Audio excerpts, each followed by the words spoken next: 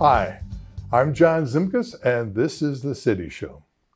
Our first three guests are Janice Baker from the Lebanon Area Chamber of Commerce. Welcome. Yes, thank you. And then we have Mike Cook and Marianne O'Neill, who are from Soul Sidekick Boutique, which is on East Main Street, 203, correct? That's right. East Main Street. Yes. East. And we're going to talk about two festivals which are going on at the same time, which is a great idea. We were talking before we started taping that you've done this now several times before. But were you, Mike and Marianne, were you involved with the Lebanon Arts Festival? We were. Actually, I chaired the committee for that festival. Well, that with the healthy living market was a great idea. Absolutely. So having these two festivals together. Now, the main one, no offense, is the Feast and Folly. That's right. And how many years have we been doing this, Janice? We've been 10 years. It's been going on for 10 years. Yeah. Well, both these festivals are very, very popular in the fall. Yeah. And when will they take place? What day? On September 28th, we start at 10 o'clock. We have all kinds of vendors. We've expanded all the way down Mulberry and to turn onto Cherry Street. So that will lead you right into the Handmade Festival. Which will be on the other side of Main Street. Yeah. Correct. Now, the Handmade Festival, is it just on Cherry Street or does it turn a little bit on south? We're just on Cherry Street, and also it expands onto our property. As people drive by Main Street and they see the Lebanon angel wings on our gates, they'll notice, there's a good-sized property there. And we started out just on the property, and then we've been expanding every year. And finally, last year, we got the city to agree to close South Cherry Street where we are, and we're expanded onto the street now. Those angel wing gates, that's near landmark status right now. Yeah. It is. Well, that's great. Now, how many vendors are you expecting? We're expecting about 65. Wow. Yeah. And what kind of vendors will they be? We have a lot of nonprofits that come out to meet the community. We have apple fritters and Irons Fruit Farm and the whole array. The Amish pretzel people. So it'll be a nice variety. We have the Lions Club that'll be making apple butter right there on the corner, and they sell cans of it. We have our sponsor is Home Depot, so they're bringing for our kids zone. They're donating crafts for the kids.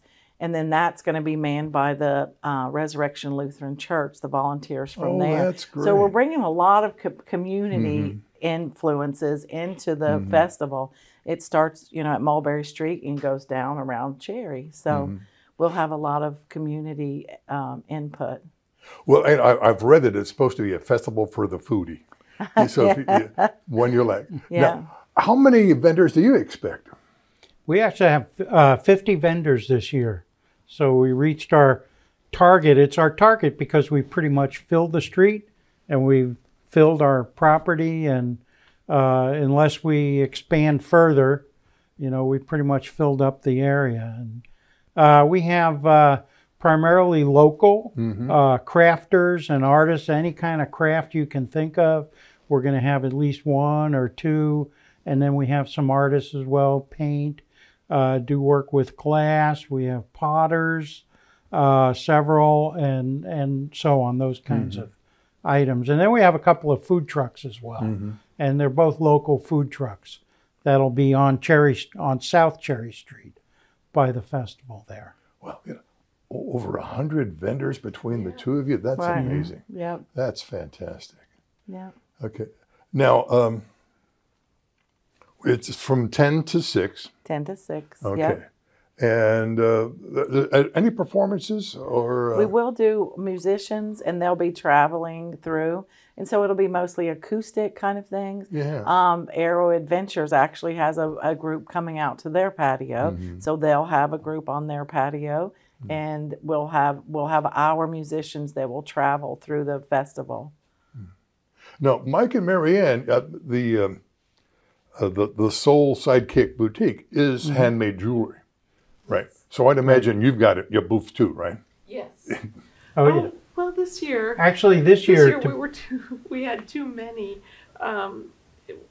vendors, so I'm going to I'll be in the store, and so the vendors, to leave space for the artisans. yeah, we just ran out of spaces, so Mary Ann gave up her space, and she'll be in the shop, which we live in that house on the corner there, but Mary Ann has her shop there as well. She took over the dining room, actually, so we don't have a dining room, but we have a little boutique there, and it's open a couple of days a week, and yeah, it's primarily handmade jewelry.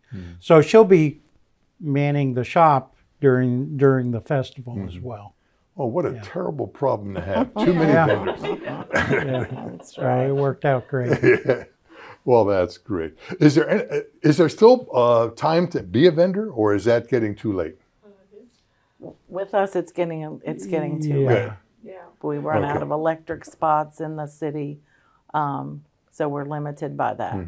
So yeah. If you wanted to be a vendor in either one of the two festivals, when would be a good time to contact you?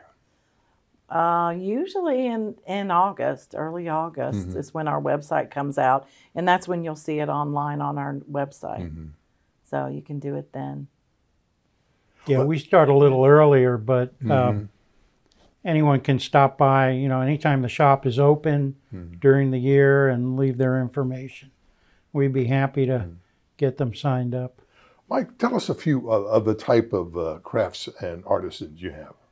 Well, we've got a couple of artists that work with glass, stained glass, and other kinds of glass material and art, and we've got a couple of folks who paint, and they're going to bring their paintings, and then we've got a potter, one who was at the Fine Arts Festival is going to be at our festival. I think we've got two others that do pottery, and then we've got several that do woodworking, and it really runs the gamut. It's amazing the variety, and again primarily local. So these are folks in the greater Lebanon area. Really. Well, that sounds great. Is there anything else we should let the viewers know about either one of the festivals? Well, our festival is sponsored. Naturally, we have sponsors, or Home Depot. You were mentioning Alta that, yes. Fiber, Miami Valley Gaming is one of them, and ShareFax are our sponsors for the events, and we can't do it without them. So, yeah, they help a lot. Again, I said the Home Depot donates a lot of things. Our decorations, our bales of hay, the mums, and all the beautiful decorations are donated by them. Well, it's great when you have businesses being part of the community like Right. that. Yes, it is. It really is.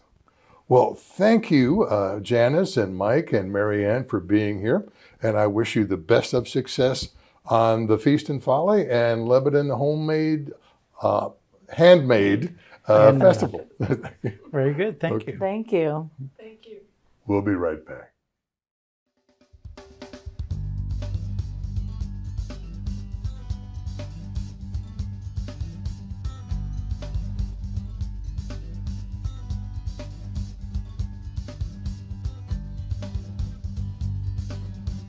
Welcome back.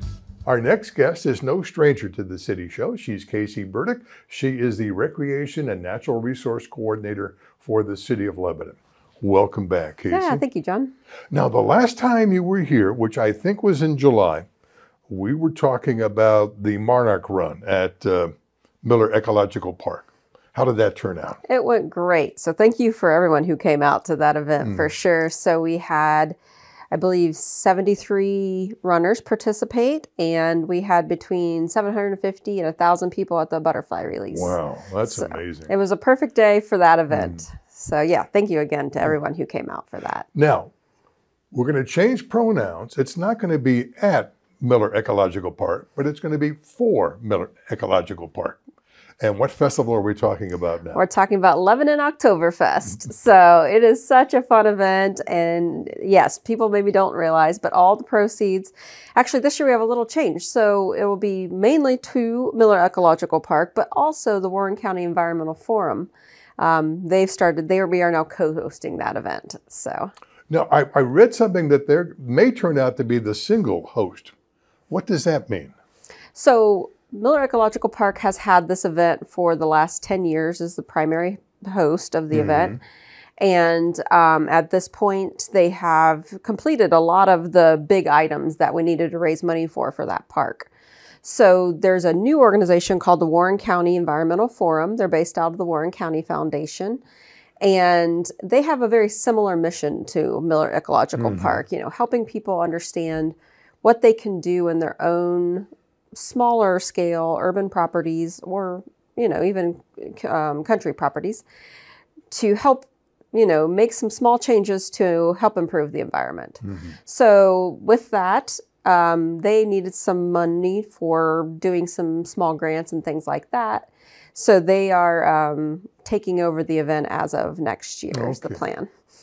Now, the Miller Ecological Park is sort of unique in that although it's a city park, the Miller family or a commission, the Miller Park Commission or committee is involved in that. So there is a group called there's the Miller Park Trust, and they do some private fundraising to kind of help the city with certain projects that they want to make sure happen. So they helped donate funds towards having the parking lot built, towards having the playscape built and the new restroom building. So yes, it does kind of have its own private fundraising along with it being a city park. And the Miller family had been there for over 150 years in one branch of family or another. Right. And yeah, it's great to still have the family involved. And so far, they're very pleased with how things have come along over the last, 30 years, really. Now, Oktoberfest, how many years have it been going on now? So this will be our 11th year, and we're really excited again. It's been a growing festival, and we're just continue to make little small changes, and I feel like it's in a really good place right now for the German community members and people to come out and enjoy. Now, it's a two-day event, right? Correct. So it starts on Friday night from 6 to 9. And what Friday is that now? I'm sorry, October 11th. And then on October 12th, we will pick up after Barktoberfest. And so around noon, and then it goes till 9 p.m. on the 12th as well. Now, I was looking on the website, and you've got 10 bands? Oh, no, we have 4 bands. So we have 4 bands, but they're all German, and they're going to be fantastic. So we have some different events going on, too. That may be where the confusion went down. So, so Friday night, we have a great band. I'm on a sheet here. Gerhard Albus and the Uberland Band. So they are from Cincinnati, and they're fantastic. They played at the festival a couple of years ago. On Saturday, we start off with the Rhinelanders. They're out of Springfield. They played a couple of years ago as well, and they do a really nice job, and they'll kick off the festival right. After that, we have Mary Turbo Accordion Express. And then to close out the night, bring down the house, bring everyone out, is the Polka Pirates out of Cleveland. So Cleveland has some of the best polka bands in the U.S., and these guys do a mix of pop music, but in a polka style. So it's very entertaining. So yeah, it's great. If you have you can come anytime during the day and enjoy the great polka music. No, where's the stage? The stage will be at the corner of Cherry and Mulberry. So the beer garden where you can come and bring food items and things like that, or grab a adult beverage, and all those funds go back towards the Miller Ecological Park and the Environmental Forum. Those will be all set up in Bicentennial Park. Now, speaking of beer garden, you have a major presenter or sponsor. Right. And who's that? So we're very pleased to be paired up with Molson Coors again this year. So they are sponsoring the beer garden and the stage there at the festival. So they're very generous donation. So happy to have them. Yeah. Well, you can't have an Oktoberfest without beer. Of course, of course. And we do pride ourselves in having primarily German beers available and German wines as well for those who right? maybe don't care for beer as much. Yeah. Well, you know, there was a large German population, in the 1860s, 1850s. What used to be the Lebanon Opry House on Cherry Street was the German Evangelical Church at one time. Of course, Johann Oswald came as a furniture maker, and then he's making furniture, but he also made caskets. So he became Oswald's Funeral Home. Okay. And that name is still around. But that's the German influence. Okay. Now, you have demonstrations, I understand, of some sort. Not too many this year. No? So in the past, we've done a little bit of demonstrations. The biggest thing that we have this year is going to be a little different is with the conjunction of the Environmental Forum, they have their new Urban Conservation Learning Lab, which is just on the backside of Bicentennial Park near the Warren County Foundation. Yeah, I remember hearing about that. So that will be open for people to go and tour their new conservation learning lab. And, it's going to be great for families to see, hey, I have a small area in my side yard. What can I do there to improve my ability to recycle or compost or, improve pollinator habitat, things like that on a very, small scale. It's in a very small yard. So I think that's going to be a really nice addition for, when you're out there with your family to take all that in. What kind of food trucks or food vendors are you going to have? So we have, of course, the German fare, as well as some other things that for people, I mean, who doesn't love brats and all that? But, it's not, I guess it's not for everybody. So we'll have a few other food choices that would be at a normal festival as well. Oh, that's great. That's great. And now we're going to have a gentleman from the Barktoberfest come in shortly. How many years have you been partnering with them in a sense? It's been a while, at least 5 years, I believe. Is that right? I think it's been around a while. Okay. It's had some different names. It used to be the Pooch Pageant, where they would do the dog costume portion. And it just made sense for the two events to go together. And they've done some things to bring out a little more of the German flair to even their festival. So, well, even the name is great. Oh, it's a great coordination between the two. And it benefits both festivals. Absolutely. Yeah. Now, is there a need for volunteers? Absolutely. If people have time, if you go on the city's website, citylebanon.gov, or you search for Lebanon Oktoberfest, there's a link to sign up there. We would love to have some people help sell tickets for the beer tokens, check IDs. We still need some folks to pour beer as well. And then the biggest thing I need help with is tearing down on the 12th in the evening. Yeah. So if you're a little bit of a night owl and you're free at 10 o'clock on the 12th of October, I would love to see you to help just break down tables and chairs and things like that. Now, to go over it once again, it's Friday the 11th and Saturday the 12th of October. Yes. And Friday, what are the hours? Friday is 6 to 9. And then on Saturday? Is noon to 9. Okay. Great music, great food, great beer, and a great festival. Yeah. Anything else we should tell the folks about, Casey? So stay tuned. This is a parks thing, not necessarily this other. So we are getting ready to do a reopening of the French Run Trail in Colonial Park. Wow. So stay tuned. Watch your social media. So just a teaser. We aren't officially sure when the grand opening is going to be, but it's coming up soon. So we're really excited. It's going to be 2.8 miles of some of the old trail and some new trail. Oh, great, great. Oh, it's good to have a teaser on a TV show. Okay. So yeah, stay tuned. We're excited about that too. Well, thanks again for being with us again, Casey. All right, thank you. Thank you. We'll be right back.